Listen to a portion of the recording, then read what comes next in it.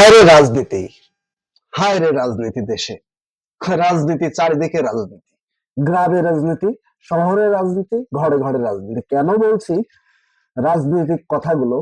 আগে ছোট বাচ্চারা আমাদের সময় বা আমাদের সময়ের আগে যদি শিক্ষকরা জিজ্ঞাসা করতো যে বাবা তুমি বড় হয়ে কি হতে চাও, পারুক আর না পারুক, আমরা বলতাম ইঞ্জিনিয়ার হব। আরেকজন বলতো রে আল্লাহ বন্ধু ইঞ্জিনিয়ার হবে, আমি ডাক্তার হব। আরেকজন বলতো আমি ক্যাপ্টেন হব। আরেকজন বলতো আমি খেলোয়াড় হতো।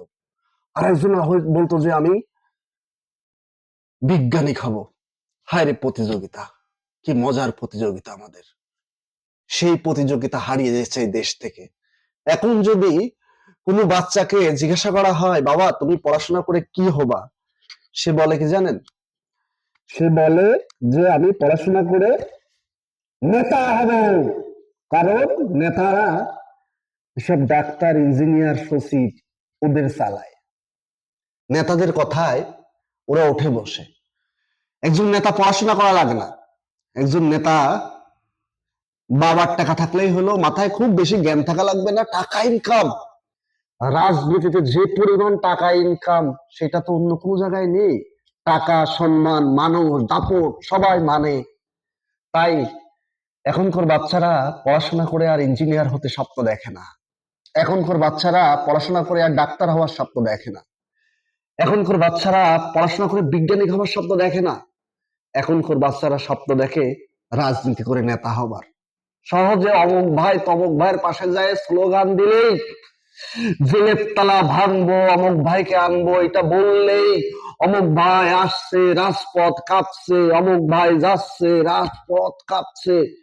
কিছুদিন আগে স্লোগান দিলেই ওয়ার্ডের পোস্ট, ইউনিয়নের পোস্ট, কোন রকম যদি কোনো ওয়ার্ডের সভাপতি সেক্রেটারি যে কোনো দলের হতে পারে, তাহলে তো টেকা আর টেকা, সম্মান, মানুষ মানতেছে, আবার টাকা। কেন ডাক্তার হবে, কেন ইঞ্জিনিয়ার হবে?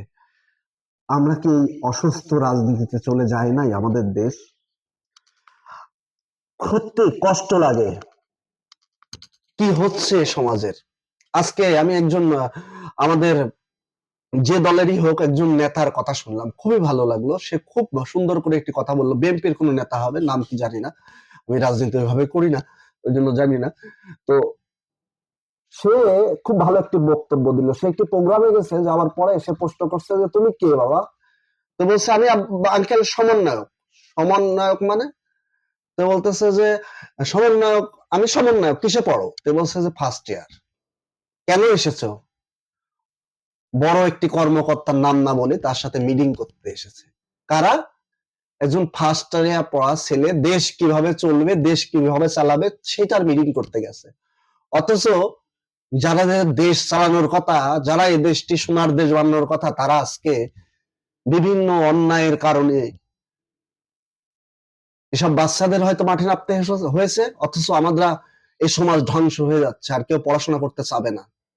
সো জোর হাত করে নেতা যারা নেতৃত্ব পর্যায়ে আছেন তাদের কাছে অনুরোধ, দেখেন আপনি টাকা কামানোর মেশিন হয়েছেন বলে, এই দেশে দুর্নীতি কাজ বাস করেছেন বলে আজকের এই তরুণ সমাজ ধ্বংস হয়ে যাচ্ছে। তারা এখন রাজনীতি করতে চাচ্ছে। তো দয়া করে নিজের সন্তানের কথা ভেবে, আমার সন্তান যেন পড়াশোনা করে ডক্টর হতে চায়, আমার সন্তান যেন পড়াশোনা করে বিজ্ঞানী হতে চায়, দয়া করে এই নোংরা রাজনীতির খেলা বন্ধ করে সুস্থ রাজনীতি, মানুষের জন্য কাজ করুন, মানুষের ভালোবাসা অর্জন করুন। তাহলে যুব সমাজ যারা আজকে পড়ার টেবিলে বই পড়ার কথা, যারা স্বপ্ন দেখার কথা বিজ্ঞানী হবে, যারা স্বপ্ন দেখার কথা ইঞ্জিনিয়ার হবে, যারা স্বপ্ন দেখার কথা শিক্ষক হবে, তারা এখন স্বপ্ন দেখে রাজনীতিক নেতা হবে, দেশ চালাবে। কারণ কারণ কি? রাজনীতি করলে টাকা আছে। দয়া করে এই নোংরা রাজনীতি বাদ দিয়ে আসুন একটি সোনার বাংলাদেশ গড়ি, সবাই দেশকে ভালোবাসি। ভালো থাকবেন।